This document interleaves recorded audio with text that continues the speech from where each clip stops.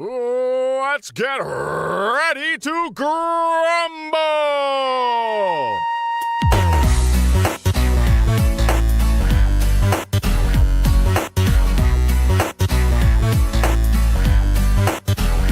Ladies and gentlemen, it's now time for the Royal Grumble. I am your host, Graeme, and sitting in the corner to my left, it's little Daryl. Hello, Daryl. Why am I little Daryl? Sometimes I like to belittle you. Thanks. How are you? Yeah, I'm alright, mate. How are you? I'm good, yeah. Are you all in? Yeah. Or are you all back out? Like, you went in, and now you had to pull out. I mean, I have perfected the pull-out method. I feel that may be coming up. And, not in that way. And sitting to the corner of my right is Dan. Hi. Hi. Are you all in or are you all out now? I'm all in. Or is you just the tip in? No, I was all in. Balls deep. Yeah. All in. Is To the balls a very swearer? end. It's not swearing, is it? Could we Nah. talk about rugby balls? I used to have this argument with my mum all the time when she'd tell us off for swearing. She'd always say I couldn't say balls, and I'd always argue, well, balls. That's not very are- nice, is it? Yeah. Oh. Why would you be saying balls to your mum? Well, to be fair, you might go you like... respect your mum and don't say balls to her. You might go, Respect. oh, here we go. Okay, right. Well, Oh, he's started something off here. You call your mum by her first name. not to her face. But she just listens to this podcast, so sorry, Julie. Hello. Well, he has to call it. He has to be polite to her, doesn't he? For when he's like, "Oh, Pete Dunne needs to borrow your costume for wrestling on the weekend." So can we just? Yeah, I'll send it. I'll send it through. You don't want to send him in there saying, I'm looking for Daryl's mum. Right. So all in last week. We're a whole week behind. So let's talk about it anyway. Yeah, we watched, well, two of us watched it live. You guys watched it live. I have a son. Yeah, well, we wanted to watch everything, including the pre-show live, but then found out quarter of an hour before the pre-show was due to start that it wasn't streaming outside of the US at all. It was only on WGN America. I saw this, right? I had no idea about this. So that's pretty ridiculous, isn't it? Yeah, Well, I mean, it works out for them. yeah, because I was thinking about this earlier. Like, if World of Sport, we're like going to do something like this, and they had a pay-per-view, but the pre-show were on ITV. Right. If we bought the pay-per-view, chances are we just watch it all on there. Yeah. So you don't have to turn over. Uh-huh. So I think the deal with WGN is you get them watched on WGN. So even the people that are sitting home watching All In that are already All In fans are going to get ratings on WGN. Right. So it looks good for you. Plus, obviously, that's an advert in it to get them to buy a pay-per-view. It was the highest rated show on WGN this week, and it was on the worst night for ratings as well. Yeah, so can you imagine if all the people that paid for All In that had access to WGN just could access that but on the stream, they wouldn't have got their ratings on that show. Okay, here's my counterpoint to that, right? When I go abroad, I can't watch anything on the BBC iPlayer. So why couldn't they have set it up to be some kind of like geo-specific? You know what I mean? Like it's just, for example, you know, like the iFollow for the EFL and like Rangers have got an abroad and overseas streaming service. It's basically if you're outside the UK, you can watch the match. Why couldn't they have just done if you're outside America, you can watch it on this stream? I think it's because they had like multiple streaming services, and it had been quite a big thing to coordinate. Because it's not like but they could have like. I understand it in terms of the football, but then they're doing it weekly. Why couldn't they just pick one? Like, say it's I don't know. Say it's like you know, like WWE does the pre-show, and like the pre-show's on loads of stuff, and then the actual pay-per-view is obviously on the network. Yeah. I mean, and I get your point about you just watching all the way through, and that obviously ain't gonna. But couldn't they have gone like, right, if you're outside the US, you have to watch it free on YouTube. I'm sure you must be able to do it on YouTube. Part of the deal might have been that part was geo-specific. Like, they might have if they worked sold out it as the an deal. exclusive, I get that, but then don't sell it as part of that. But I know they're not selling it as part of the thing. We but did you know get to watch it. Thank you, Twitch. Yeah, I love Twitch. Much like the KSI fight, I just found a dodgy stream. There's always someone on Twitch. It was a guy watching it from a low angle, so it was an interesting way to watch it. But the pre-show featured SCU, which was Frank Kazarian and Scorpio Sky. So basically, the pre-show was like that Ring of Honor tag match that has happened a lot. versus the Briscoe brothers. It was an alright match. Can I get a SCU Wrestler won. Fashions? please? Wrestler Fashions. So SoCal Uncensored came out dressed as Rocky Balboa and Apollo Creed. I did notice that, yes. Yeah. Quite the outfits. Well done, lads. Yeah. This is after on being the elite. Which doing one the won thing. Apollo Creed? Frankie Kazarian wasn't he? No. I'm guessing it was Scorpio Sky. I can't remember which one was which. Yeah, just wondering. But You know which one was Apollo Creed, don't you, Daryl? Just put it out Okay, there. that's fine. Right, yeah, continue. But the decent match on this show was the over budget battle royal. That's what. Yeah, but the tag match weren't bad. It weren't a bad match at all, but the battle royal was excellent. The tag match sounds to me like your proper 205 live pre-show match. Whereas I think if I hadn't been able to watch, if I was watching All In and I hadn't been able to watch the battle royal, I'd have been a bit annoyed. Yeah, because the battle royal set up the Ring of Honor title match later on. Yeah, exactly. So you would have missed a bit this large part of the story. I saw someone, by the way, call what was going to happen in the battle royal early on in the week, which surprised me.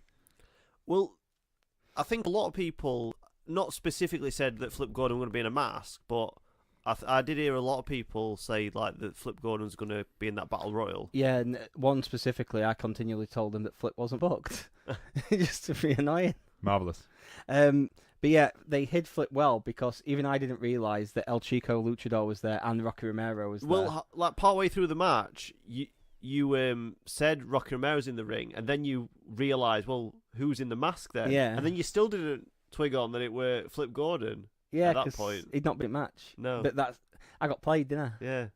I? So Chuck Taylor, Mark. the best friends Chuck Taylor and Beretta are in there. Punishment Martinez, Cheeseburger, Hurricane, Helms, Billy Gunn and Austin Gunn, his son. So we couldn't figure out because obviously it was a dodgy stream, so that they couldn't hear the commentary. Yeah. We saw what we thought were Billy Gunn, Right. but then we saw a more hencher Billy Gunn. And 1998 Billy Gunn was there too. We were like, well, he's the one that's on the roids that got fired from WWE. Yeah. So skinny kid in his dad's gear, and then we realised it was his son. It sounds a bit like when you set up the Royal Rumble on WWE 2K, but you forget to turn off the old version.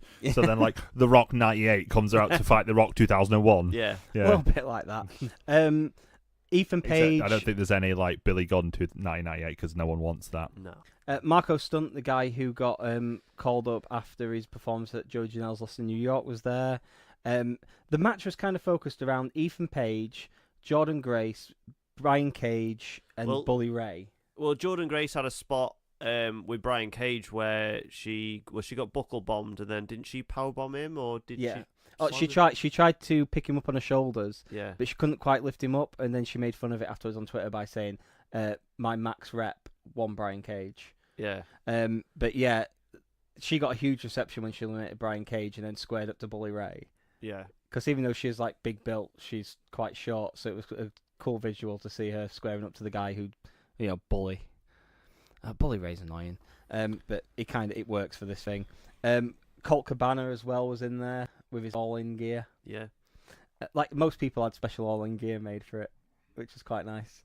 I think Zack Ryder probably had some special gear, but wasn't able to wear it because he wasn't on the show. So. It was on the show in spirit, mate. Yeah. We'll get onto that. So yeah, Colt Cabana got eliminated by Bully Ray at the end, and then El Chico Luchador gets back in the ring, unmasked to reveal it's Flip Gordon, and wins the match to get the Ring of Honor title shot.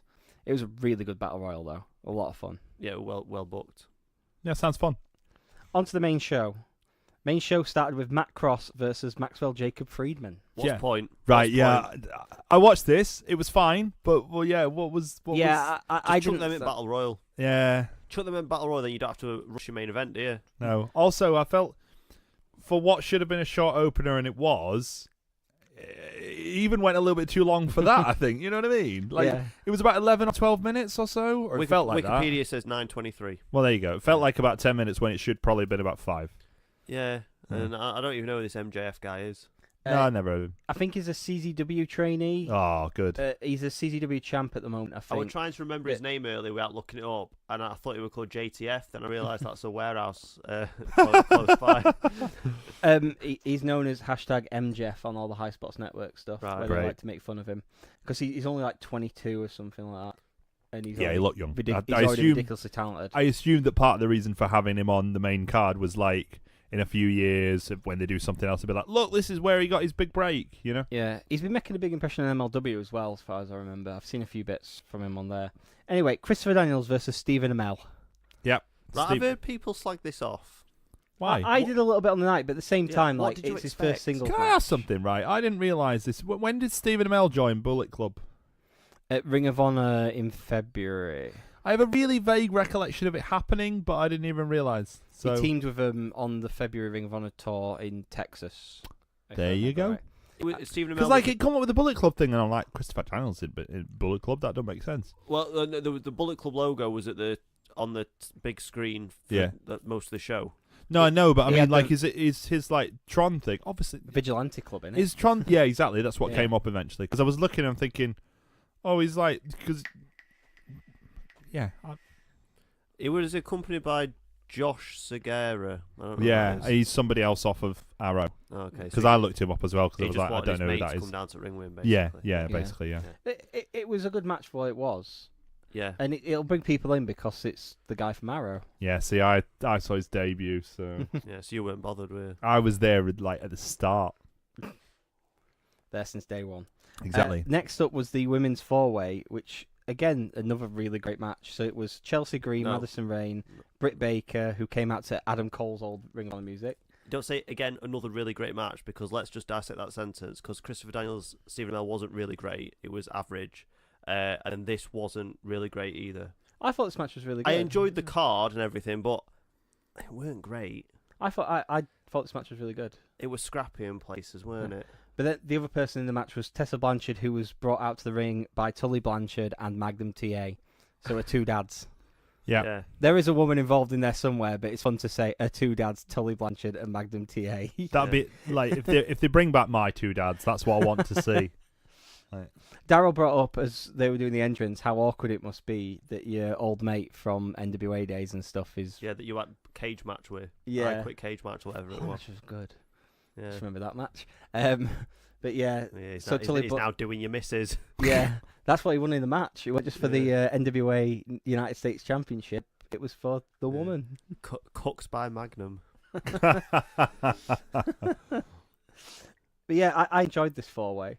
Even did do a few call-outs to her boyfriend. Right, so Chelsea Green, I don't know if you know this, Graeme, but she dates Zack Ryder.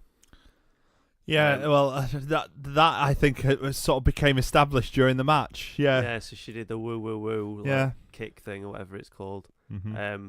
See, this what I didn't like about this. Right, so you've got Chelsea Green there doing a tribute to a fella. You've got Britt Baker coming out to the entrance music of her fella, who is Adam Cole. Adam Cole, baby. The video fits though. Tessa Blanchard coming out with her two dads. Like, I thought we had a women's evolution on, lads. Like, why Madison Rayne were there. Why are we making it all about blokes? Thought there should have been like a vagina fest, but like it weren't. Like, it were all about blokes, weren't it? Like, oh, aren't the men good? I'm the feminist here. That's what Jordan Grace was for in the Battle Royal. That annoyed me though. That did annoy me. I'm a massive fan of Jordan Grace, so I'm not saying you can be a fan of Jordan Grace, and she looks like a good wrestler, but not realistic, is it? If we're being honest, like Bully Ray towered over her. Like, let's have women's matches, men have men's matches. Let's not mix them up. Well, don't say it all like that. I'm not trying to be offensive. Oh, I know. Like, I just think women have women's matches, men have men's matches. I don't want to get into it. Why? Because we have more stuff to talk about on the show, and I don't want that to become the next 40 minutes. You know what I mean? So, talking about people coming out to the ring, the next up was the NWA. Wait, we've not finished. Oh. So at the end of this match, it was another one of them women. Oh, let's all hug. And I hate Yeah. it. That was a bit. Yeah, right. I'm not saying you have to all hate each other. Can at I the end of the say match, this much about? So obviously, All In's supposed to be this big alternative to WWE, right? And in many ways, absolutely it was. This was a women's match, a token women's match to get the women on and show that, look, we've booked women as well, but they're all mates as well, and they're all. It was exactly what WWE does with their women. Yeah, that's what it was, and it wasn't that good. Much like WWE have been accused Can of I having. just say, I do sound negative about this. The match was standard. Yeah. It wasn't awful, and it belonged on the card. It just wasn't great. I mean, I think that's going to be a feature of a lot of what we say. I think Tessa Blanchard carries herself well. Obviously, it helps that she's got two dads that were stars, so I'm guessing she learned a lot from them. Was she in a Mae Young Classic? Yeah, she was Mae Young Classic. That's what I thought. Her first round match was her versus Kairi Sane. Yeah, that's what I thought. Yeah. Obviously, she got and I bet pegged Vince is creaming himself waiting to book Flair versus Blanchard, isn't he? No, because I reckon he's not asked about Blanchard. Do you not think? No, he's got a massive hard-on for Flair, but I don't think he's bothered about Flair's mates nearly as much. Fair enough. Yeah. So next up was the NWA £10 of gold on the line. Yeah, next up was the main event. What should have been the main event, and I'm going to stick by that because everything in the hype built up to this being the main event. Now, I imagine you're about to say, and I'm not going to look you in the eye at the moment. I know that's Dan, by the way. I imagine you're about to say it wasn't going to be as good a match, so it shouldn't have been in there. I imagine you're about to say that they paid more than Cody Rhodes did, so they should have been in the main event. You're both wrong. I mean, right? you're wrong because I'm not about to say that. Yeah, I agree that this should have been the main event. Thank you. Good. I understand why the Young Bucks match was. Yeah. But this match probably should have been. That, right, is... It makes it feel like more of a stunt show doing that. Sorry, I should clarify. When I mean a stunt show, I'm not talking about the actual physical matches or the stunts that they were performing within the matches. That's not what I'm saying. I'm talking about making the whole thing a publicity stunt, which I know it was to some extent. It was basically a case of, look, we can do this. But once you've decided you're going to do it, surely then you want to make it important. And they did. They made the... Go on, Daryl, you say it. The NWA World's Heavyweight Championship, the £10 of gold. Yes, they made that seem important somehow. Someone managed to make that seem important. Nick Aldis. Yeah, well, I mean, he was there. Mickey James's husband. Mickey James's husband. The people who came out to the ring... We didn't mention, by the way, that Mickey James's husband got interviewed by Sean Mooney. No, he did, didn't he? Yeah.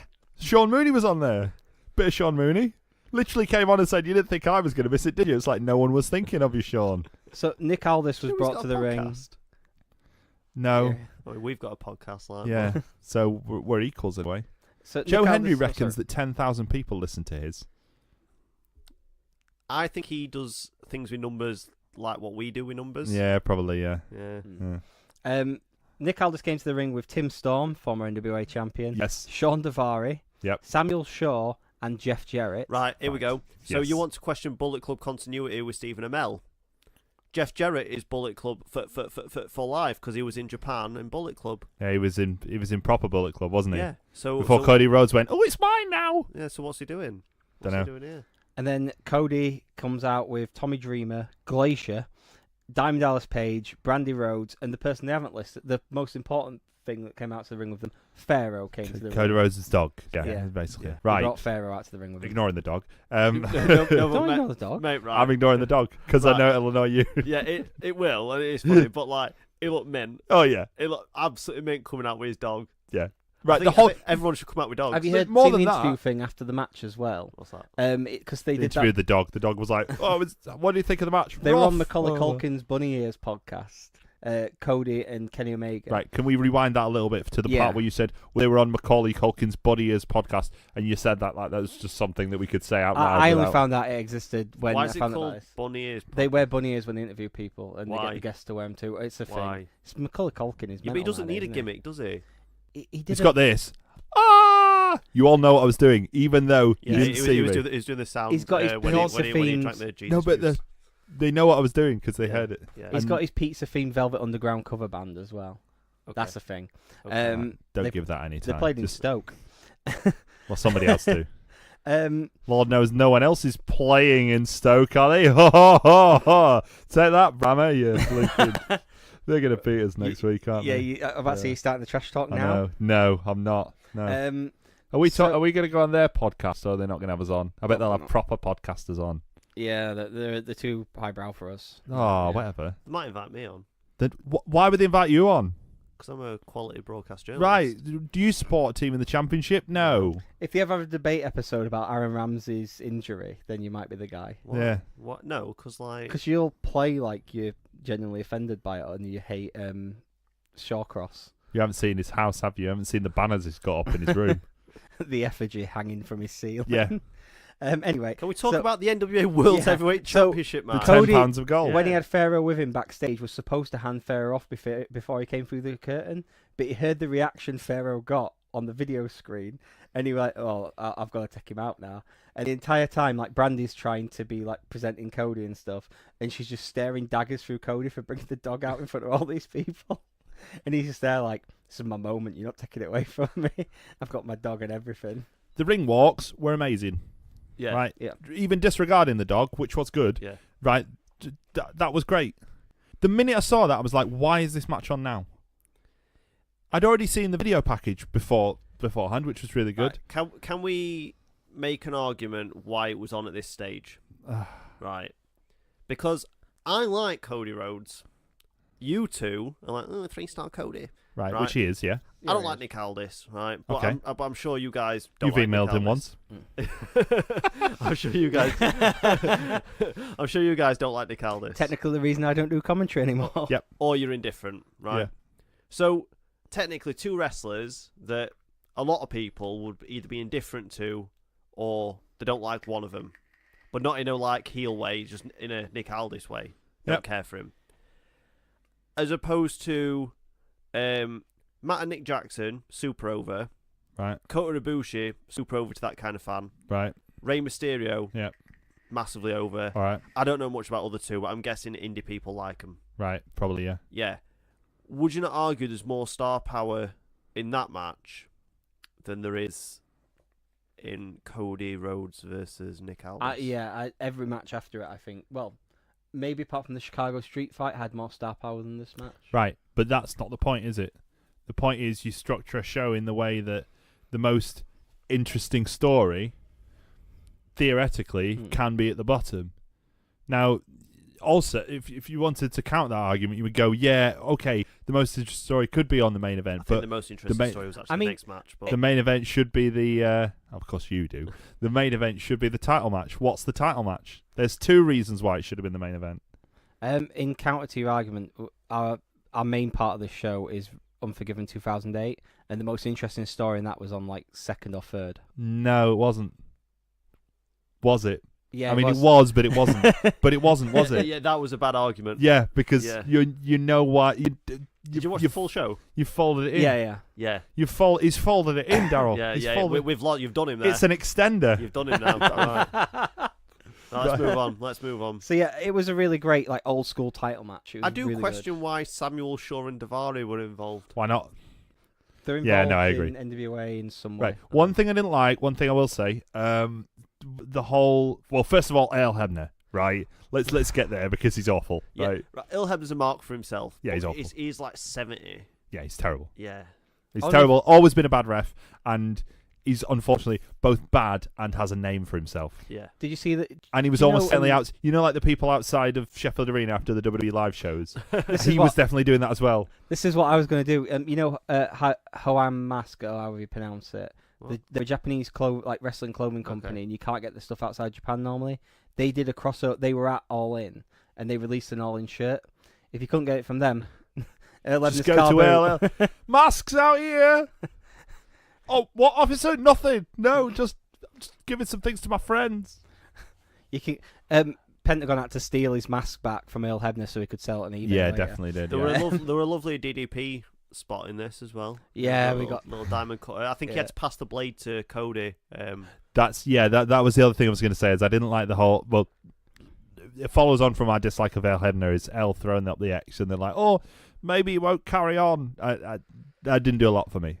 Yeah, I mean, and the blatant blade job. Yeah, well, I thought if they're not going to put the belt on Cody, then we're going to do a Montreal screw job because that's why they had Earl there. Oh, halfway up the card. And that's why it was halfway up the card because they didn't want to end on that. But then the logic behind that is you could, like, if you'd done that halfway up the card, like I know they didn't, but let's talk about this hypothetically. Yeah. If they'd done that halfway up the card, Cody runs the show, right? Why isn't he then just spending the rest of the time going, no, you know what, it's not happening. Right, if you want to come at me with logic on this card, in a minute we're going to talk about a man that got killed and came back to life. I don't know what you're talking about. Let's move on. Hangman Page versus Joey Janela, Chicago Street fight. I really enjoyed this match because it was just I think this might have been my favourite match. It was ridiculous, weren't it? It was just a lot of fun. We know why it's your silly. favourite match, though, don't we? No, before all the shenanigans at the end. Yeah. If anything, the shenanigans at the end ruined it. The actual match, I think, were meant. You've got Hangman Page, who's ridiculously entertaining and athletically is absolutely brilliant, and he's going to get better over years because he's only like 25, 26. Also, and all of this is because he's been to Doncaster, though, isn't it? Because like I didn't even know or care who he was before he came to Doncaster. Now, all right. And then you've got Joey Janela, who is happy to kill himself in many different ways, and he brings his missus along, Penelope Ford, who has, like, they featured her really well in this match as well, with the spot she did with Hangman where he was trying to hit her, and she was dodging out the way like it was the Matrix. Yeah. Hangman Page powerbombed Joey Janela off of the stage through a table. Yeah. He meant to be through 2 tables, but I think he missed one of them and he did. his head on it. It was a ridiculously entertaining match, and it was kind of perfect after like the more slow-paced title match as well. Yeah, they had a Cracker Barrel spot, didn't they? Yeah. Literal cracker barrel in the corner of the ring. Yeah. What they used for a few spots. So yeah, Hangman Page got the win in this match over Joey Janela. Yeah, he grabbed a phone from under the ring, didn't he? And he were trying to kill him with a phone, because that's how we killed Joey Ryan. Oh, okay. See, that's one thing I wasn't. Look, you're gonna tell this me show's not for you, though, is it? No, I know, but like, this show is for people that watch Being the Elite. But is it only for people who watch Being the Elite? Do you see what I'm saying? I think it's much like a WWE pay-per-view is for people that watch Raw and maybe SmackDown a little bit. This show is for people that watch Being the Elite.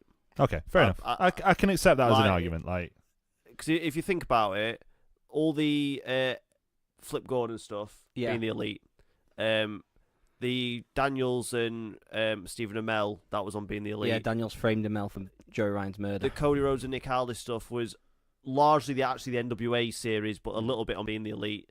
Obviously, the Joey Ryan stuff Being the Elite. Jay Lethal turning into Macho Man Being the Elite. I think the Okada Mighty Skull. Yeah, Okada Mighty Skull Being the Elite. And then the others weren't really Being the Elite stuff, but they're Being the Elite characters, aren't they? So okay, I can buy that. That's fair enough. So yeah, the post match of the Chicago Street Fight. Yeah, so I believe it was 8 men dressed in penis costumes. Yeah, I think it was Nick Jackson after the things talked about how he bought them all off Amazon Prime like 2 or 3 days in advance of the show. Was it not the Johnsons off of NWA TNA? I mean, they should have brought them in, shouldn't they? They should have, really. Or the Dicks. You know remember Chad and his brother? You can say that because it's the name. Yeah, I know, yeah. Right, just a quick thing. I watched the Total Non-Stop Jarrett thing all the way through, and Don West legitimately said that the Asylum days of TNA were its best point. Yeah, he did. I saw that. Yeah. I was here when he... Don West claims that was their best point. You know, when they had the girls in cages and stuff. I remember, yes. Midget in a bin and all that stuff. Can we get a segment on this podcast called Midget in a Bin, where we just have a little midget in here and we just kick the bin every so often? Can we have that? No? Can you arrange that for me? I do know a shorter guy, kind of. I've chatted to him a few times. No. Right. So you know him. Is he a midget or is he not a midget? I don't know if he's a midget or a dwarf. This is going to be bad. What's the difference? What's the difference? Let's not do this. A dwarf has supposedly small arms and legs. Yeah. I think he might be a midget, but I'm not. So what's a sure. goblin then? Anyway, what's an elf? Yeah, we get like Undertaker style entrance, but instead of druids, we get people in penis costumes, and then Joey Ryan makes his return to life. It was the resurrection. Yeah, the resurrection of Joey Ryan, and he came out, put the lollipop in his mouth, and got him with the penis plex. Yeah, and this was the perfect thing for Joey Ryan because he wasn't in a full-on match. Joey Ryan has good matches. Yeah, like, that. For, right. Okay. For what they are, comedy right. matches, Yeah. they're good matches. Yeah, but you telling me that you would have preferred to have Hangman Page? Bear in mind, we've seen the match that he had. Hangman Page versus Joey Ryan, and it's full of like penis suplexes, or you have the Hangman Page versus Joey Janela match, and you have the little angle at the end. I'm happy with what we got. Yeah, this is what I'm saying. I was just clarifying that Joey Ryan does have good comedy matches. Yeah, I think we got the better end of deal here. Yeah. So next up was Jay Lethal, except it wasn't Jay Lethal. It was Black Machismo versus Flip Gordon. Yeah. So going back to Being the Elite stuff, there's been people on Being the Elite that they slap slap Jay Lethal. Yeah. And then he turns him into Black Machismo, and then they slap him Didn't again. they do that at Donny? Yeah. Yeah, I think so. Yeah. I think he did a bit of it, didn't he? But I just assume there's like like this is the excuse behind the fact that he goes, if the crowd prefers that, then I can whack it on, and then everyone goes, I'm happy. It's not entertaining, he is. It was revealed on the video package that it was actually Lanny Poffo. Obviously, it's not been him all the time. They've flown him in every time, but the idea behind it was Lanny Poffo doing it to him all the time. Yeah, and Flip had Brandy Rhodes with him, and it made sense because they do the best friends thing on Being the Elite, but then also for a spot in the match. So during the match, Jay Lethal got hit on the shoulder again and was confused why he was wearing Macho Man's gear and started just being Jay Lethal. Him and Brandy got into a spot where Brandy went to slap him and instead hit him on the shoulder, which turned him back into Macho Man. He saw Brandy and then lifted her up on his shoulder and did the Elizabeth spot with her in the ring, which was amazing. Yeah. The match was all right. I mean, she actually said, "I'm not Liz, leave me alone," and then he still picked her up. Oh, yeah. Do you want to move on? Yeah, the match was fine. Jay Lethal got the win. Flip Gordon looked good in it. Yeah. Kenny Omega versus Penta El Zero M, or Zero Miedo, or whatever his name is this week. Pentagon, but not Pentagon because you can't be called Pentagon Man. Yeah. So this match was really good considering Kenny Omega's still injured. He's still got a cracked heel and he's fighting through it. Why did he not have the IWGP World Heavyweight Championship? Yeah, I was a bit confused about that as well. I don't think he's actually said why he didn't have it. He might just not have brought it. Not allowed to bring it out of Japan or something. Do you think? I honestly, joking aside, I bet he's only allowed to bring it to New Japan, like proper sanctioned New Japan. Like I know this one was like it was on New Japan World eventually in some kind of weird edited form, which was completely contrary to what they said originally. But that's fine. But it's not the fine. Full show? No, it got cut down or they cut something out of it. I can't remember what it was, but it was supposed to be up straight away and it wasn't. And I mean, I'm not a subscriber. I'm only reading what other people said. But I bet it's something to do with that. Like they literally want to go right unless you are commissioned and sanctioned by us to be our champion on this show. You don't have it. Okay. Yeah, because you see people bring the belts over to Rev Pro and stuff like that, but you don't really see them outside of there. But anyway, this was a really good match. I really like Pentagon as well, and there's continuing rumours that he might be off to WWE soon. But yeah, take his mask off and call him Pendrade CN Palmas. It was a really good match. The post match again is what people are going to remember. The lights went out after Kenny Omega defeated Pentagon. Like the end, I remember the ending stretch was actually really good. Like it really picked up towards the end. So the lights go out, they come back on. Pentagon's still laid in the ring, but is he? No, he's not. No, it's not him. It were Chris Jericho doing his old tricks of dressing up as different people. How much do you reckon Chris Jericho got paid for this? Too much. Well, I don't know because it were a trade-off for to plug his cruise, weren't it? Yeah. So I'm not saying he wouldn't have done it but I don't know if he'd have got paid as much as we think. Yeah, as much as he tells everybody that I get paid 5 figures. What is interesting about this is that Jericho said he would never go on an American non-WWE show. And admittedly, he he didn't not wrestle. compete on Yeah, but he was still there though. So he attacked Kenny Omega and then said the most threatening line, see you on the cruise. Well, get on my boat. Everyone come to my boat. Come on my boat. Come on my boat. They really need to sell these rooms, don't they? These cabins. What, you're saying that the Chris Jericho exclusively wrestling cruise hasn't sold out for a format that's generally for rich old couples or families, has not sold out with a format that's designed mainly for single men? Impractical Jokers sold it out. Yes, mate. Yeah. Impractical Jokers, which like couples watch. Weezer sold a cruise out. Weezer did a cruise. Weezer, which probably couples watch together. Yeah. Like Human Centipede, couples watch that together, don't they? Only Human Centipede only 3. the third one. That's a joke for the room.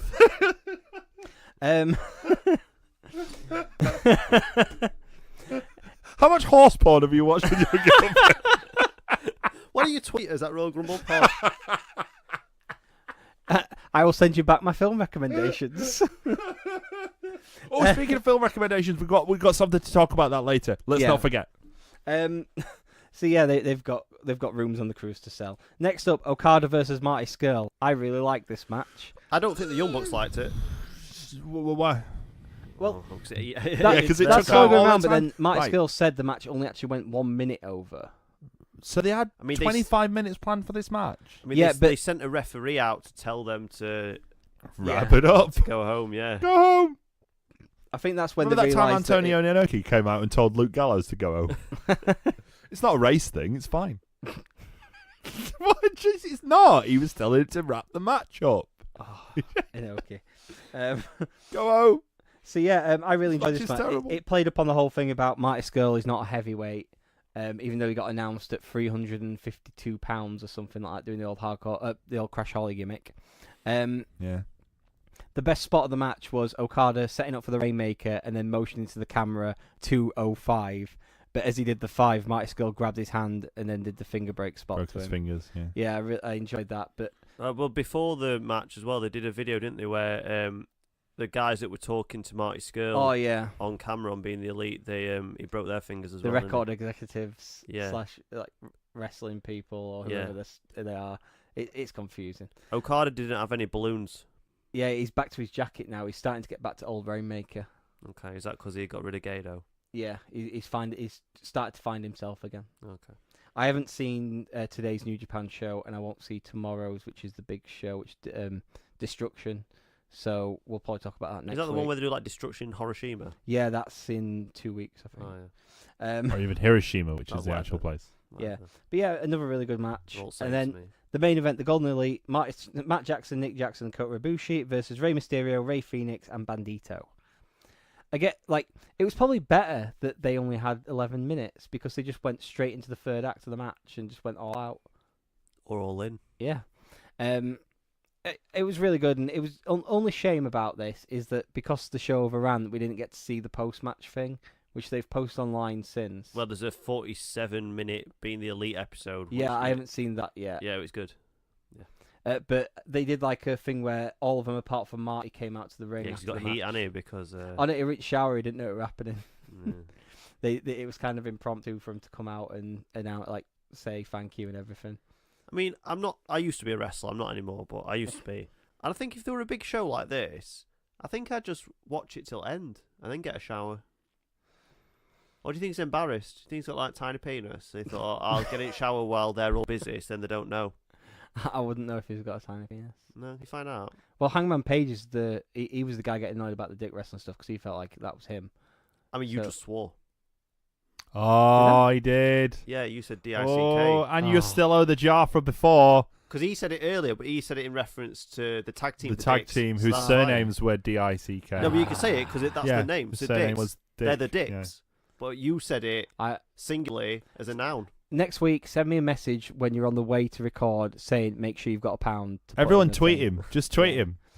Paul, tweet him. In fact, everyone that tweets him, you owe £1, he owes that amount of pounds. No, that's the rule. Yeah, I haven't got that amount of pounds. And if you've got several accounts, or you just want to tweet him multiple times, please, daily, it's fine. And on his personal account as well, it's fine. Yeah. I'm going VIP at Wembley tomorrow. I ain't got money to do email him, send him a... Tout him. Send him a tout. Tout it out. And then I'm at Royal Albert Hall on Sunday. That'll be expensive. Been there. Well. Twice, isn't it? I'm guessing it's the bars and stuff are expensive. I didn't buy drinks. I would provide entertainment, weren't I? So, overall, I got the impression of this, right? It was, for me, it was more impressive than I thought it would be. I thought the setup was great. I thought some of the matches were quite good. I think the ordering of the card could have been changed. It felt to me like a perfectly enjoyable show to watch. I think a lot of it would have been all about the live experience for me. I think live it had been like an amazing show. Watching it on TV, I thought it was a really good show. It was like a 4.5. There wasn't anything that really like tipped it to 5. It was. Wait, what kind of scale are you on here? Is it out of 5 or out of 7? Just a 5. We're not going silly. Okay. But yeah, there wasn't anything. 7 stars out of 5, you idiot! Keep up, this guy. What a moron. Yeah, there wasn't anything that like was absolutely like breathtaking, but it was a really great show, and I hope they do a second one. Yeah, I So, think they will, because after the show, Cody talked about that they're all going to stick together. I mean, I don't know if he's Did he allowed say to double or nothing at one point? Yeah, but like I think he regrets kind of. But the thing is, right? He said, "Yeah, we could go double or nothing." Then he went, "Yeah, that ain't an announcement. We've not got any video packages." I was thinking, I bet you regret that. Can you imagine if it ended showing that? Oh, we go double or nothing. You point at video screen, and there's a date and a time, and plus also, like, I mean, but he said would it be difficult to do double or nothing? Because there can't be many 20,000 arenas. I just thought it was a cool name. I didn't actually think. No, I know, but like, if you would literally go in, like, I'm just thinking about straightforward off the top of my head here, like, that most arenas are sort of somewhere between 11 and 15. Someone tweeted him saying, "Can you imagine a show like All In selling out a stadium?" And Cody Rhodes tweeted back saying something like, "I'm getting it a few weeks before I make any bets." Yeah. Yeah, he's not going to start a stadium. Nah. They could get there's MLS stadia. They could get a soccer stadium. Keepmoat Stadium's 15,000. Yeah, there you go. I think. An athletic event there in a way. Yeah, it'd be more than 15 if they could have seats on floor as well, though. Yeah, but then you've got that big entrance stage, haven't you, which cuts out like one stand. So Hillsborough, come to Hillsborough. Don't. Don't. It won't sell out. But anyway, what I was saying is he said something about that they're all sticking together. Yeah. And in Kenny Omega's speech at the end, he said, he never actually said, "I'm not going to WWE," but he sort of like danced around it. It was like, some people want me to go somewhere. But then he said something about this is like the greatest wrestling show I've ever been a part of, which I feel like we're a little lie. Yeah, because didn't he win wasn't he Wrestle Kingdom several times? Yeah. Yeah. But I get the feeling from if Cody is allowed to speak for everybody involved that they're not gonna go to WWE. But then again, if Vince rocks up to Kenny Omega's like, "Look, mate, what are you getting in New Japan? Do you want double or nothing?" Well, it's from what the reports were afterwards. Apparently, all their contracts, apart from Marty, are up at the same time. So they are talking about wherever they negotiate, they're negotiating as a unit. Yeah, so they said we're sticking together. They never actually said. Well, if you look at look how well that worked out for the previous set of people. No, but you're going to laugh, but it did actually work out well for them in the sense that they had more power because they all went together. Like, Carl Anderson is not going to WWE if he's not part of a group with Luke Gallows and with AJ Styles. I'm just going to say that you now. could argue that probably Luke Gallows weren't going either. If exactly. Festus isn't getting back in without AJ Styles and Carl Anderson. But all together, along with Shinsuke Nakamura to an extent, but they weren't really packaged that way, were they? They were sort of kept as separate bits. But they're not going straight to the main roster without being part of that group. Do you know what I mean? Yeah. So they can. This lot are even more connected than they were, I would argue. Yeah, definitely. So yeah, that collective bargaining power seems to work. I would love to see Kenny Omega in WWE. My only thought at the moment is no, I don't think it's happening this year. No, I don't think he'll go. I think he will eventually. I don't think any of them will. What, never? I think Cody's more likely to go back, like in a few years. Honestly. I think Cody might go back to sort of prove a point. Yeah. I think Kenny Omega will go eventually. Maybe in a similar way to Nakamura when he's like, you know what, I'm struggling to do this now.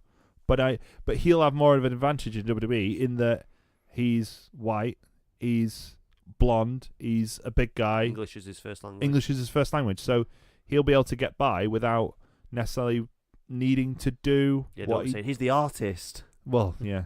What will he be? He'll be the he'll be the cleaner, but he'll have a clean gimmick. He'll be like Duke the Dumpster Drosy and people like that.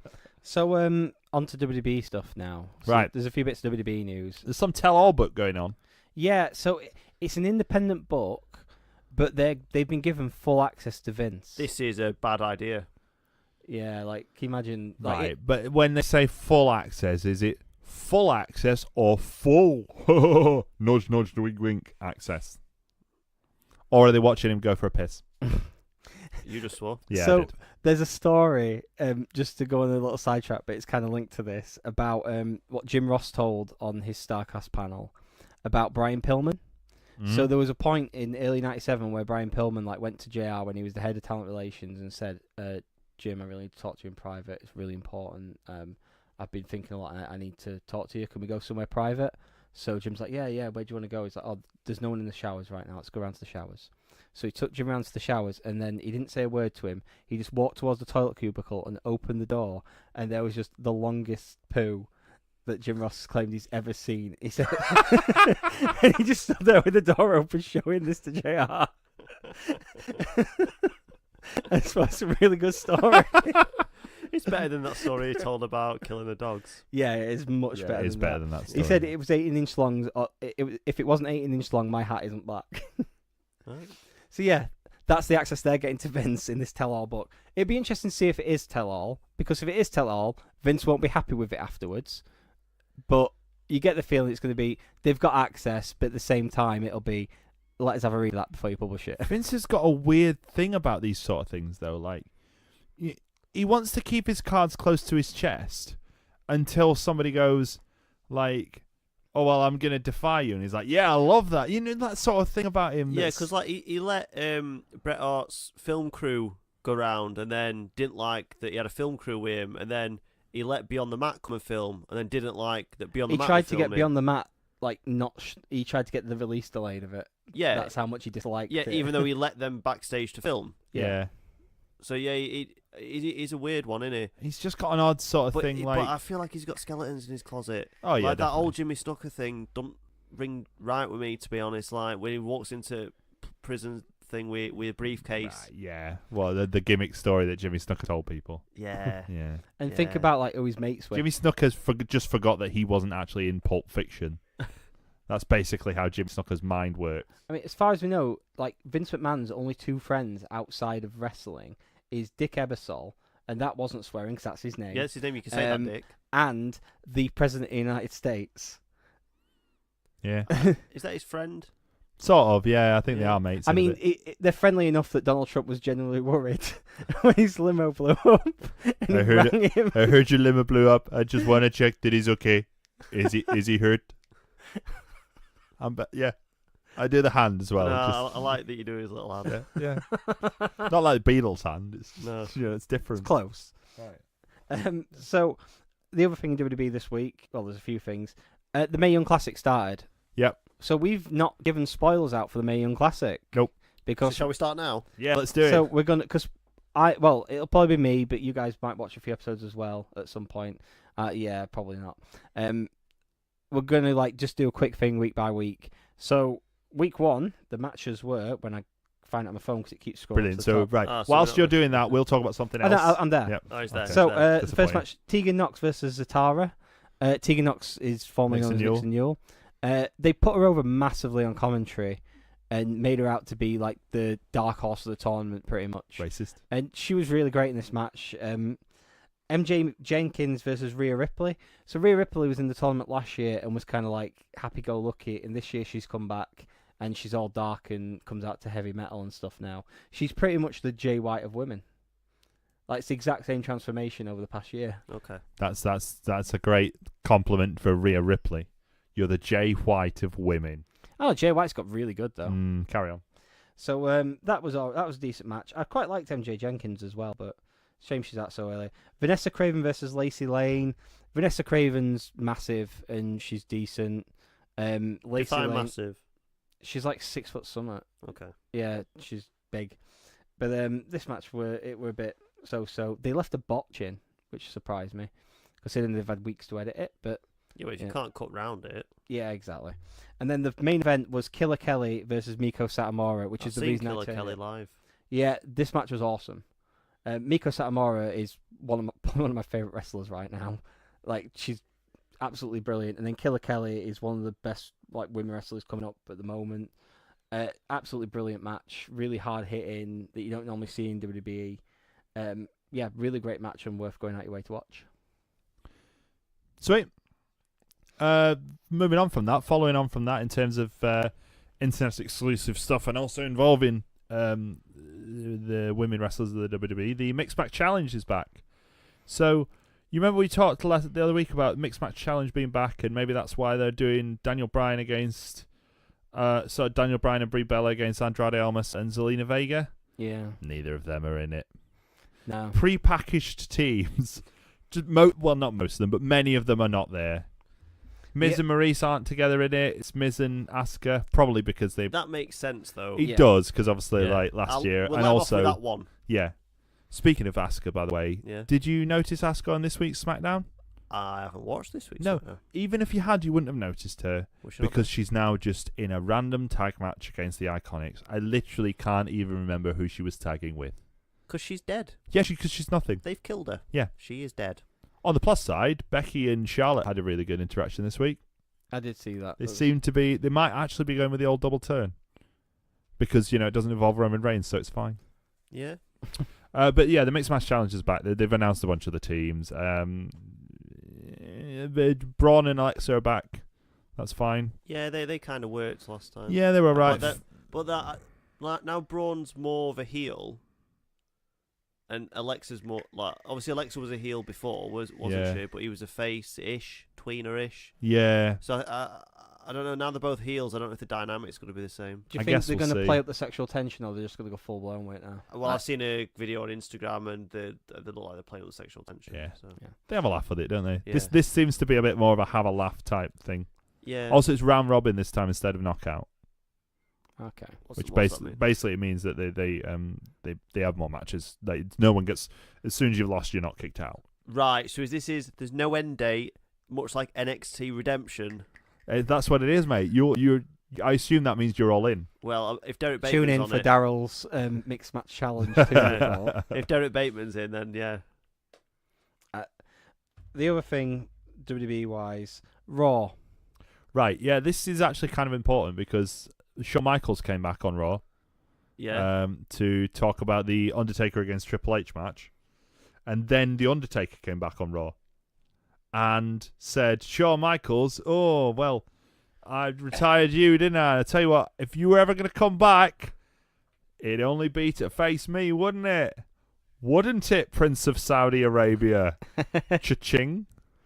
Nice little buns. That's the story going around now, that Shawn Michaels apparently is going to return in Saudi Arabia. But he's never going to come back in America because he's going to take that money. Can you imagine them ruining the legacy of the Shawn Michaels and Undertaker matches that they're going to do? To have a match on a throwaway Saudi Arabia card. Yeah. I don't think we've even mentioned Greatest Showdown really that much, have we? Well, there's no point, is there? Well, no, not really. But then we talked about the Triple H and Undertaker. Triple H did a decent promo. They had a decent video package.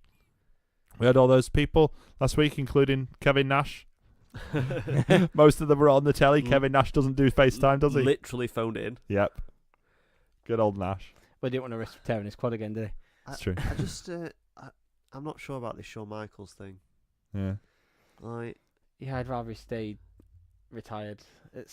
I remember at the time he's more than capable of having a good match. Yeah. As long as he gets in shape and everything, because he's Shawn Michaels. I have faith in that. He's cut his hair. Yeah. And it's 10 years, less than 10 years. Yeah, not quite. No. It'll be, it's like 8.5 years. Yeah, so 8 years since 8 years, he's literally not done anything. It's not like Ric Flair, he had a match and then he retired and then he went to Australia for a bit and then, so Ric Flair had constant matches and stuff like that. So, but Shawn Michaels, he had that match and then that was it. He might have done the odd super kick. Mm-hmm. That's it. He did that tapping out to Daniel Bryan that one time when they apparently weren't even going to do anything. Yeah. And if he needs money, fine. I'm not going to... it's better than getting back in JVL's employ, isn't it? God. But yeah, I'm just not sure about it. Well, apparently, to follow up on this a little bit, you remember we talked before about the Prince of Saudi Arabia. Apparently, all his WWE fandom comes from the 90s. So, because he wanted Yokozuna, didn't he? Which is why we got Hiroki Sumi. Who doesn't? He wanted Ultimate Warrior. Sorry, he's dead, mate. Bit awkward on that one. That's the problem with picking 90s wrestlers to be on your show. Yeah, a lot of them are dead. But does he get WWE on a tape delay? On a very long tape he's delay. Still, when he wants to watch some wrestling, he's got his own network, which is literally a guy who he sends called Network to go pick out one of his Coliseum videos. to go pick out and watch the best of the British Bulldogs. Well, you never know, though. If he's on a 10-year tape delay, maybe we can talk about the current show that's going on for him right now. Because it's our 2008 Rewind week, isn't it? Yeah. Like most weeks are. Yeah. Do you like that as a segue? I did, but I thought you wanted to talk about a film as well. Well, yeah, okay. Well, all right. Quickly mention, that was a good segue. It was a good segue. Yeah, you've ruined the segue. I have. Oh, you're happy. You know what else you can rewind? Films. There you go. There's a segue. Boom. We're bringing back a feature next week, aren't we? Oh, we promised we would do it. We swore we would do it, and we're doing it, right? So, 2 days ago, the best film of the whole year was released. The best film of the whole year. Do you remember what film I promised? I swore to the listeners, and I always keep my promises. Bang! Blood dribbles down. Is it that one? Yes, it is. It's The Spy Who Loved... No, it's not The Spy Who Loved Me, no. But it is Bang! Blood dribbles down from Upton Park as Batista and Pierce Brosnan do a film called Final Score. For Sky. For Sky and the cinema for a week. It's in How cinemas. has this happened? I don't Because it's understand. in did it cinemas with that now film for a week. Anon as well, or I don't know. What? There was a film that came out this year with Clive Owen and Amanda Seyfried in it. Did Carl yes. Pilkington write that? Clive Warren and Rebecca De Mornay in Brain Yeah, Jail. it was out in the cinemas for a week, but it also came out on Sky Cinema. at the Clive same Warren time. is Scott Carson. Crime he didn't commit. Great. So yes, next week the Grumble Film Club comes back, and it's current Grumble Film Club because by that time the film will just be leaving the cinema. But it'll still be on Sky Cinema, I assume. Yeah, and just as a bit of a hint, right? Do you want to know someone else who stars in the film besides Pierce Brosnan and Batista? Yes. Tony Cotti. See you after the break for the 2008 Rewind for Unforgiven. The Royal Grumble Podcast. He's fertile. Remember that. The Ace of Spades! The Ace of Spades! But it's not, because it's... Rock it's out. Rock out! Rock out. Rock! The Rock of Out! The Rock of Out! Motorhead songs are so different to each other, aren't they? That's That what I song like. does sound a lot like Ace of Spades. Really, like literally. First time I heard it, I thought it was Ace of Spades. Yeah. When I heard it at the start of Unforgiven 2008, which we're talking about right now, I literally had to Google what the theme tune was because I was like, that's Motorhead. It sound. I wondered, like they've had live versions of the Ace of Spades and stuff for NXT Takeover. I wondered if it was something like that. It's not. It's just not the Ace of Spades by Motorhead. They didn't have to try by that point. People were going to come to shows anyway. Didn't have to. They didn't try by that point. Let's be clear. Not only did they not have to, they just didn't. Flat out didn't. And now he's dead. He is though. That's a bit of a shame, isn't it? ECW's dead. That's the first championship match. So this is the pay-per-view, and you forgot this until you started watching it, didn't you, Dan? I literally sent a message to the group saying I didn't realise this was the show that featured the Championship Scrambles. Championship Scrambles. I'm a bit gutted that they don't do this anymore. Well, we're going to get into that a little bit, right? How much did you remember about the Championship Scrambles, Daryl? I forgot it was like Royal Rumble format. Yeah, I forgot that completely. Same here. I did not remember that whatsoever. How much did you remember about it, Dan?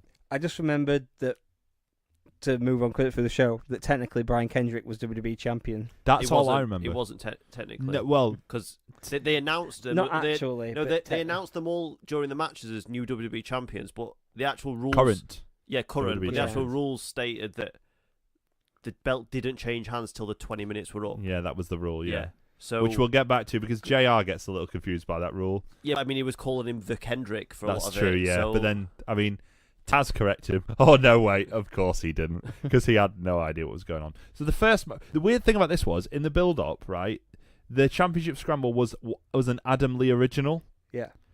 But then, apropos of nothing, they went, and now it applies to all the title matches. It was such a good idea. Well, clearly that was the concept behind it, wasn't it? Mike Adamle's idea was so good that they had to apply it to all brands, including ECW. So what happened there was Vicky Guerrero said, "Excuse me, that's a good idea. I'm stealing it." And she was standing on Tony Atlas's face at the time, and he heard it. And was passed Tony that on to Atlas the ECW. ECW GM I don't at know this who point? it was, but I think it was probably Armando Estrada. Yeah, but or Armando Teddy Estrada Long. doesn't work for the foot on the face thing. Oh, okay, yeah, I get it. They're the face stompers. It's an actual quote. Marvelous. So the opening match is the ECW Championship Scramble. This featuring some very strange participants, but Strange in what regard, mate? Well, just like I forgot most of these people were involved. Oh, okay. Like the Miz in his hometown, but it's Hat Miz. Yeah, with shorts. Yeah, Matt Hardy, slightly pre-Fat Lardy point. Chavo Guerrero's back in ECW for some reason, still with Bam Neely, by the way, though. Bam Neely is still a thing. I'm interested to when Bam Neely stops. Well, exactly right. How is he lasting so long? He's been with Chavo Guerrero for a lot of this time. Yeah. Having probably had about 4 matches in his life. No one was watching ECW. No. Well, I was. And then Finlay, but it's happy-go-lucky, as we mentioned, Finlay, with Hornswoggle. And Finlay's in ECW as well. And obviously Mark Henry is the ECW champion at this point. Yep. So this is how Matt Hardy gets to the top of the ECW pile, having lost the United States champion and championship a matter of months ago. Yeah. Can we very quickly recap the rules of the Championship Scramble? Right, it's 20 minutes. 2 people start. Every 5 minutes, someone else comes down. And the rule is that whoever makes the most recent pin is the current incumbent champion. And after the time limit goes down, whoever is the current incumbent champion becomes the title holder. Yeah. And you can pin anyone in the match. You don't have to pin the current Yeah, you don't have champion. to pin it's literally just the last pin wins, basically. Yeah. Yeah. Next score wins rules. That's what it is. So the first pin in the match, Chavo Guerrero pinned Matt Hardy after a frog splash. Yeah. And then Matt Hardy got a pin back. Yeah. Then Mark Henry came in. Mark Henry came in like, on WB games, to mention them again, how you can have more finishes to start with. Yeah, he came in. Mark Henry came in and just world's greatest slam, world's strongest slam to everybody. 5 specials, yeah. Yeah, just world's strongest slam. The whole Championship Scramble match feels like a game, doesn't it? Yeah. It feels like something that started off in a SmackDown game and they put it on telly. Yeah, but ironically, I don't think it was ever in any of the games. I tell a lie. I think it was in one. I don't remember which one, but I think it would have had to be the 2000. Maybe this was the precursor. 2008. I think it would have been SmackDown versus Raw 2000. It would have been 2010 or 2010 10. because I think it 2009 was, would have got released just after this. Yeah, I think so it was would have been SmackDown too late versus Raw development. because I had that game. Okay. Yes, so it was because I didn't have many SmackDown versus Raws, but I had that one.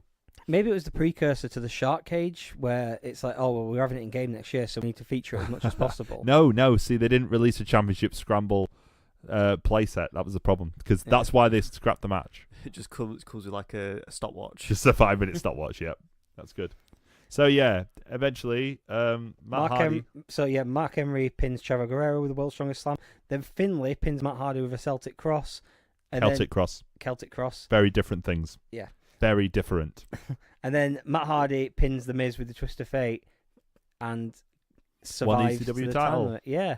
So Mark Henry doesn't get pinned in this match. Neither does Finlay. No. I think the issue with the scramble matches is someone like Matt Hardy gets the pin, gets a fairly big pop because he's got the pin, mm-hmm.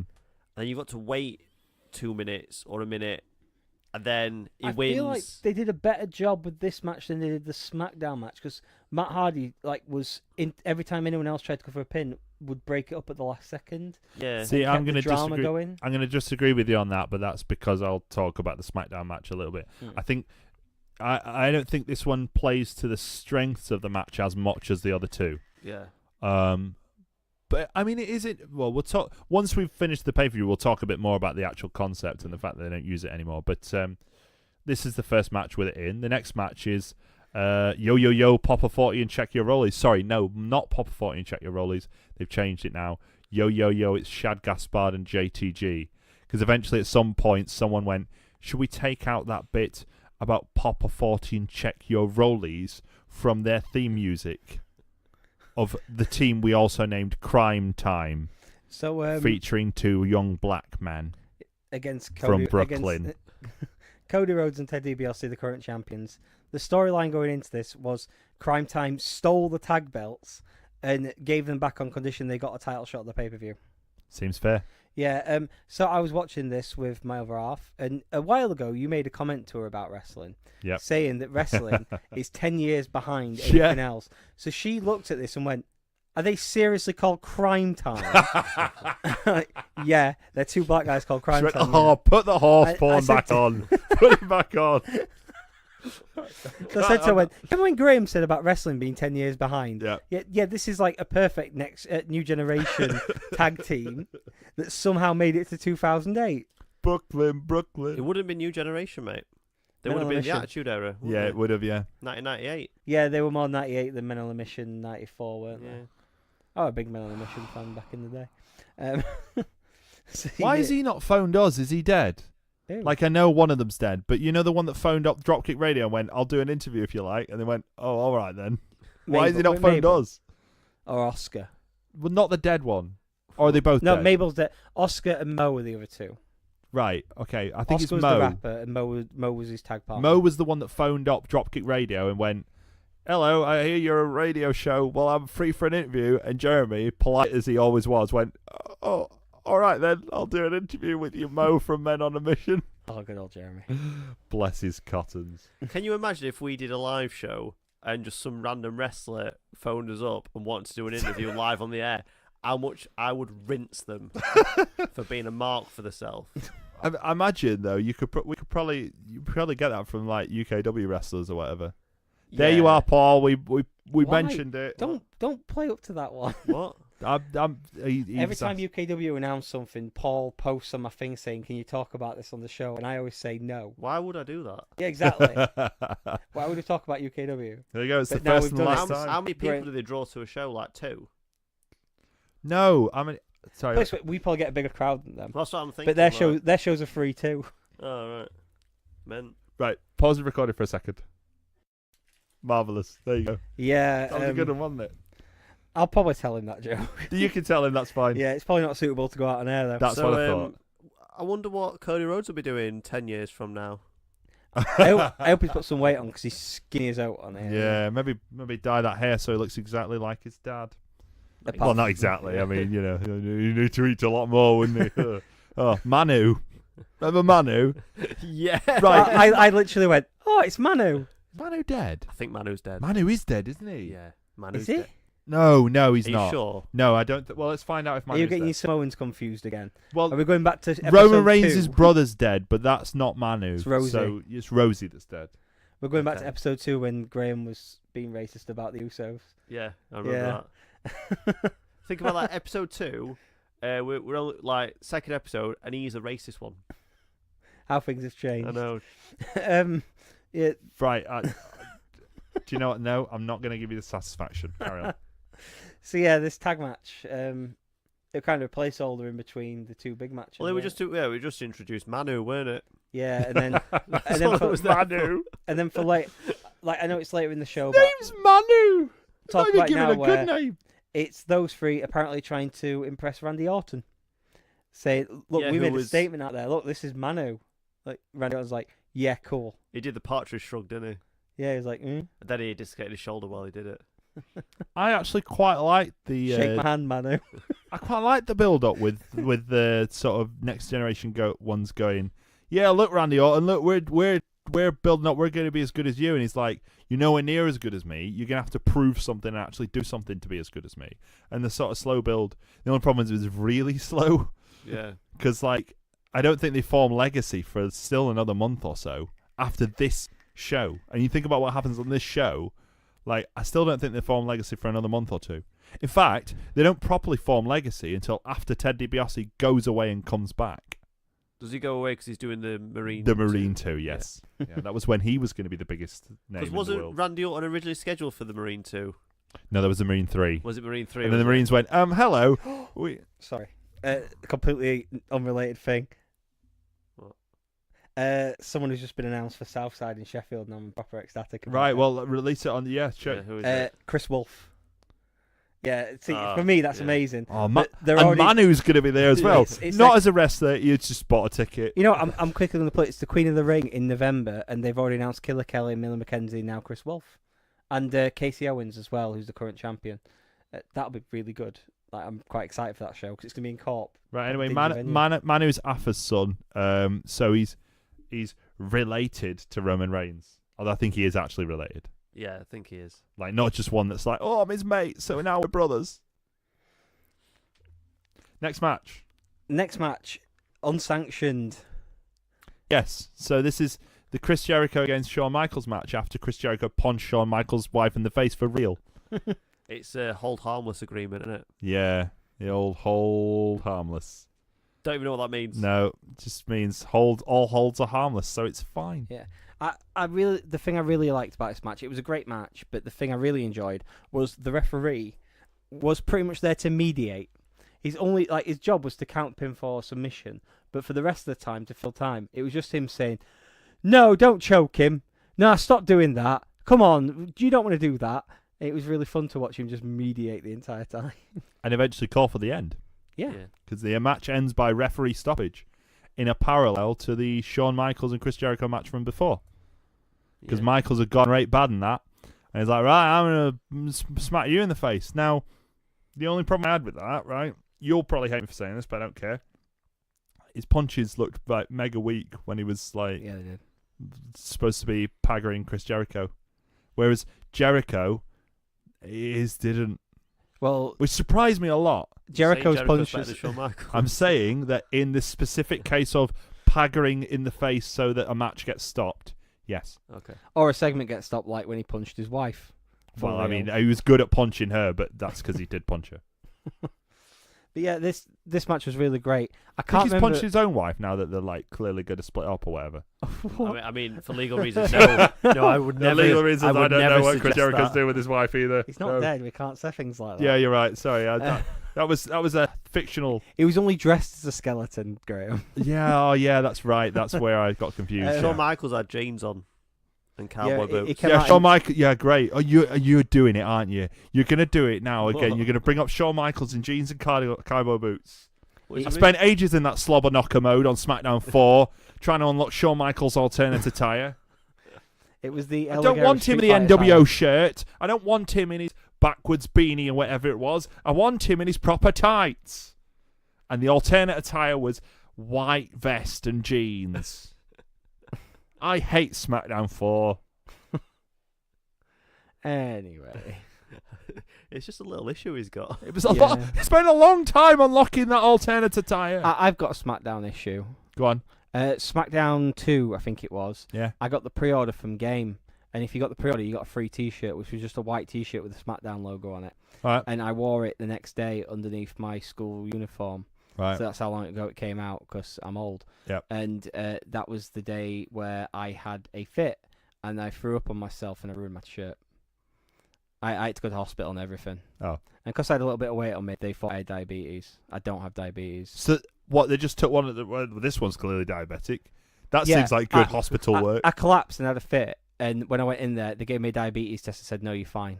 Well done, the NHS. No, they're all right though. Pontefract, yeah, Pontefract Hospital, Brilliant. great place. Yeah. So if yeah, you're listening, Pontefract Hospital, the whole hospital, I've every heard single you've one improved since you had your A&E department taken off you, so good on you. Yeah, this was a really great match, and I don't know if plays it is into the the feud end. story. This is my point. Is it the feud ender? No, No. of course No. it's not the feud ender. You saw what happened at the end. Did you Oh, watch yeah. this show? Yeah, but I can't remember him No, having. but seriously, match like off you this. said earlier on that I did watch the you show. said This- earlier on that the most interesting story doesn't play into the end of the show at all, and yet it does play into the end. Yeah, I doesn't forgot it? about that bit. Well, that's the point. That's the whole point of the end. There's a reason I Right, forgot about it. I'll explain when we get to the match. Okay, that's fine. I'll Um, accept that. The next match is the WWE Championship Scramble. Right. Triple H. This is the racist match. Go on. Yeah, right. There's 5 people in this match. Okay. Here's the Oh, 5 wow, I people never in the match. realised that. Yeah, there you go. 5 people in the match are Triple H, Yep. Jeff Hardy, Yep. the Brian Kendrick, Yep. Shelton Benjamin, Yep. MVP. Yep. Would you like to know who the 3 people who get pinfalls in this match are? Or can you guess from what I just said? Go on, mate. Right, so obviously Triple H is the WWE champion going into this match, Yeah. so it makes sense that he's going to have the pinfall at one point or another, isn't it? Right? Yeah.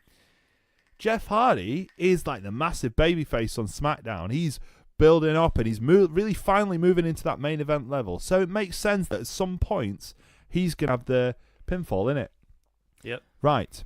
The Brian Kendrick has just got a mate called Ezekiel Jackson who he leaves backstage. Not allowed to come out, by the way. So, I mean, read into that what you want. He also gets a pinfall during the match. Would you like me to tot up now how many pinfalls the 2 black men, Shelton Benjamin and MVP, get between them? Go on.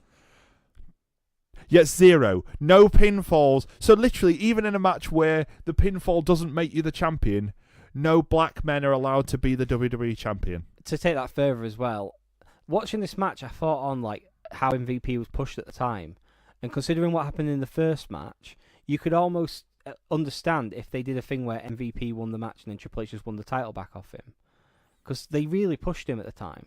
Yep, not MVP pushed him takes enough. 2 pinfalls. Shelton Benjamin doesn't take any. Yep. Because he's the gold standard. Even the Brian Kendrick, who takes the most pinfalls... Yeah, he takes 4. Takes 4, right. So clearly, obviously, he's in there to take 4 pinfalls. But even he gets to be the current WWE champion for a little while. And why? White. Okay. Triple H is in the match as well, just saying. Yeah. People like you don't become champion, said Triple H to Booker T once. Yeah. He meant WCW people. I don't know what people were all freaking out about. Except he didn't, because it was definitely going to be a racism angle. And then someone eventually clearly went, you know how you did that sex with a dead person? Maybe don't be a racist too. Just maybe don't. Don't be a necrophiliac and a racist. Yeah, You can add too many you can strings be one to your or the bow. other. Yeah. So yeah, Right, the ending of this match, I think, though, is good because it builds into the tension of the timer. And for once, they finally timed a pinfall just right for a timer so that they didn't have any time between the pinfall and the end of the match, but they also didn't overshoot like that Hardcore Holly one from ages ago. Yeah. So next up, Divas title, Maurice versus Michelle McCool. Right. Can we all take a minute to appreciate Maurice? Let's just take a minute. I forgot what her Theme music music is was. great. Yeah, I forgot about her music. It's called Pourquoi, so like Yeah. great theme music, terrible match. Yeah, this is Remember, this is Michelle McCool, babyface, not Is this Michelle. Michelle McCool No. taking a dead man's penis. Oh, it Michelle might be. McCool. I thought you were going to ask if it was Michelle McCool who's loving life. It's not 'Cause, loving life. She's Michelle. not a necrophiliac, Oh, but she does take a dead man's Yeah, penis. she's loving life, not death. Yeah, so she's not in with dead man at this No. point. I don't know. He's had the tattoo lasered at this point, hasn't he? Probably. I didn't notice. Well, we talking of the dead man. Have we missed the angle with the dead No, man? it's after that's this. it, yeah. Right. The ridiculous 10-minute angle where I have no idea what's going on here, right? From last month, there's very little logic to bring in the whole Vicky Guerrero's feuding with the Big Show. Doesn't Vicky Guerrero start necking with Big Show at some point? Oh, that's not till WrestleMania that Dan went to. Okay. That's the lead-in story I'm to doing a that thumbs show. up for the. Yeah. Okay. No, but like Big Show comes out as a face, which immediately told me he's going to turn heel. Yeah, You know what I mean? right, It's the Big Show. as well. The fact that he's when he's got Vicky Guerrero and he's like laughing and Yeah. like when Undertaker's getting in ring and he's like pointing. I'm gonna hold you down while this other 7-footer comes down and beats you up. Can we take a minute for that as well? Right. Yeah. So everyone was more than happy for Undertaker to grab a bit throat and for Big Show to hold her. Yeah, the things the Undertaker said on that video felt really uncomfortable now, where he was openly like, "I'm going to choke you until you asphyxiate." It was really like. Thing is, if it's I felt like saying my safe word, like, oh, bad. if the general manager is a man, I feel like you can get away with it.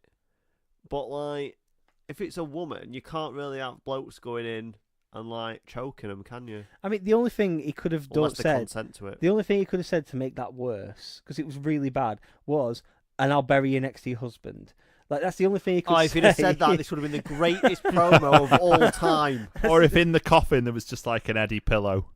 No, if they got a mannequin of Eddie, if they phoned up Madame Tussauds and be like, "How quickly can you get one of She's these, like, mate?" hello. There's lots of I've been Latino dead heat. for several years. There's lots of Latino heat in the depth of hell. Eyes roll back. He's been working on these. Yeah, these he has, puns. hasn't he? He's planned these. I didn't plan that one, actually. I'm quite happy with that one. That explains a lot. So I might not be the Segway king, but I'll remind you, the last Segway king drove it off a cliff. So Big Show beat up Undertaker, didn't he? Yeah, because that's what I said. Like, if Big Show comes out, it's like if Sideshow Bob walks out and there's a rake standing nearby. You know what's likely to happen. I can't think of a better example than that. But like, if Big Show comes out and there's a ring nearby and he's not wrestling, it's a Big Show heel turn because of course it is. It makes me want to see if someone's actually done a video featuring all of the Big Show's heel turns. They have, and I haven't seen it. And I wish I had, including his WCW ones, because he had a few there as well. That wasn't the Big Show. That was the Giant, son of Andre the Giant. The Giant's son. That. Yeah. Ah, yeah. Different person. So smoking on Nitro and that. And none as Captain Awesome or whatever he's called in that Adam Sandler film. Waterboy. Yeah, but I can't remember what his wrestling character is. It's like Captain Phantasmo or something. So, before the main event as well, we got actually earlier on the show, we got a segment with CM Punk talking about the main event where he's defending the title. How did we not mention that before the Michelle McCool versus Maurice match? Because I was too busy to appreciate Maurice. Okay, fine. Well, yeah. So CM Punk's like, oh, I'm gonna defend my title later on, and then like Randy Orton's like, oh, I'm injured and that. Shake my hand. Yeah, and then he doesn't shake my hand. Oh yeah, of course. Not this time. And then like Randy Orton's mid getting sleeves done as well at this point. Yeah. Yeah, he had an arm injury, so he took the time to get the injured arm tattoos. So he's got a few tattoos, but he's not got his skulls on yet, has he? So then basically all of what's going to be Legacy and also Manu, who was there, knock CM Punk around, don't they? And Randy Orton does the Randy Orton punt. Yeah. Which I quite like the story now. I remember at the time being annoyed, but I quite like the story now because it's like CM Punk, you don't know if CM Punk's going to be in the match because Mike Adamle comes out and later on says, I don't know if he's going to compete, but if he doesn't, I promise you the title will be defended.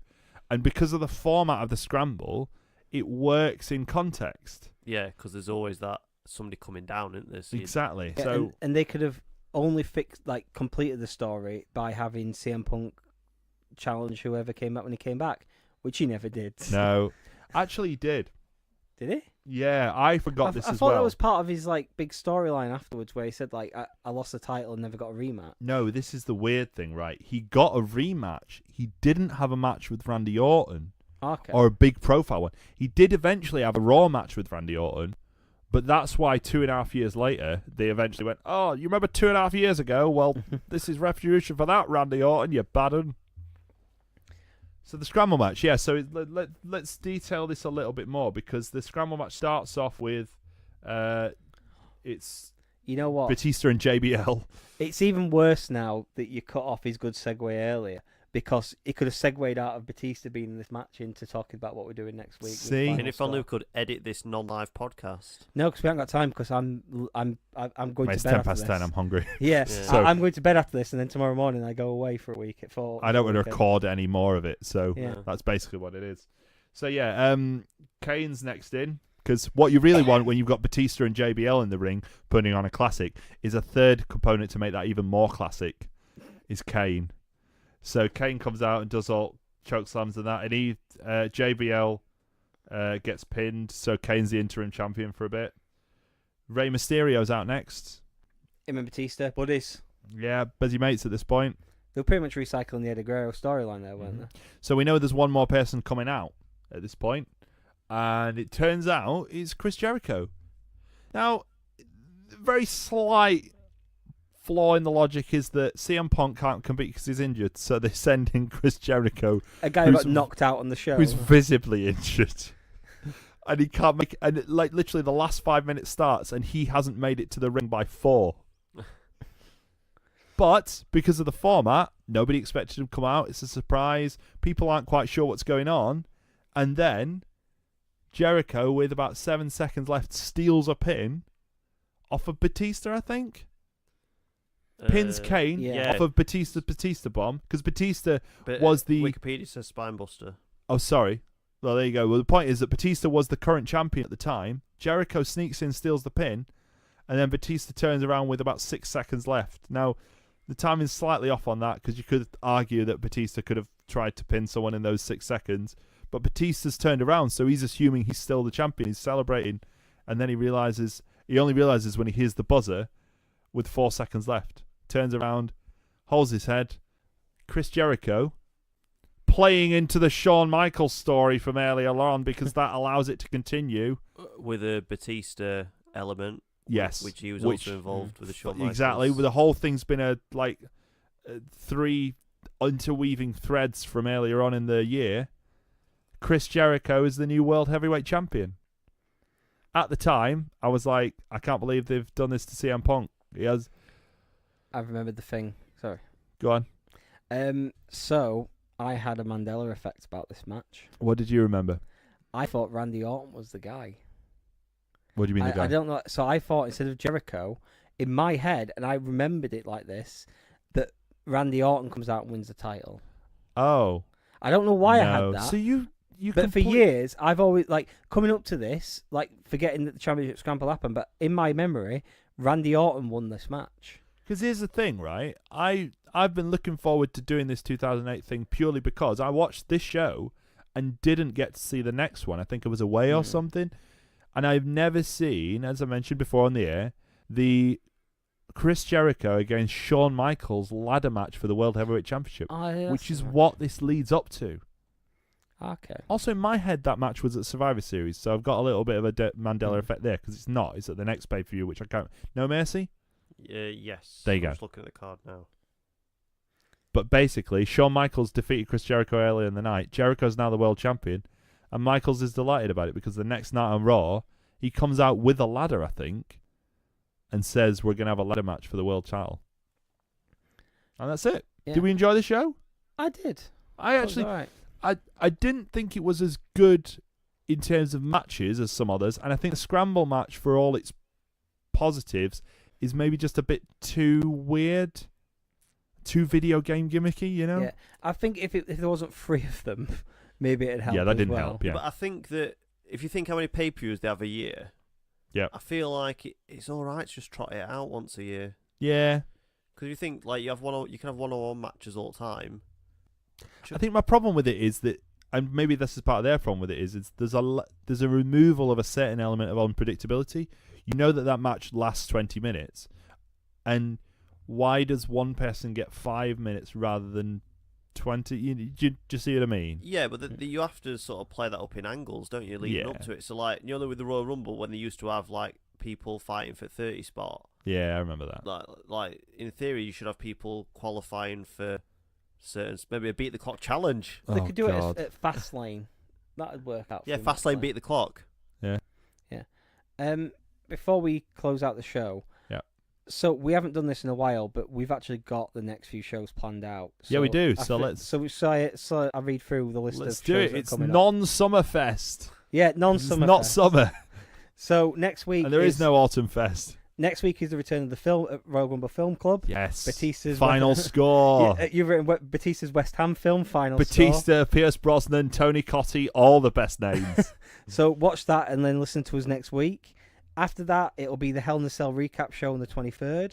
Yeah. On the 30th of September, we're bringing another old favourite back that we haven't done in ages. And I don't know how we've gone this long without doing one. Career mode. And to build into Evolution, it's China's career mode.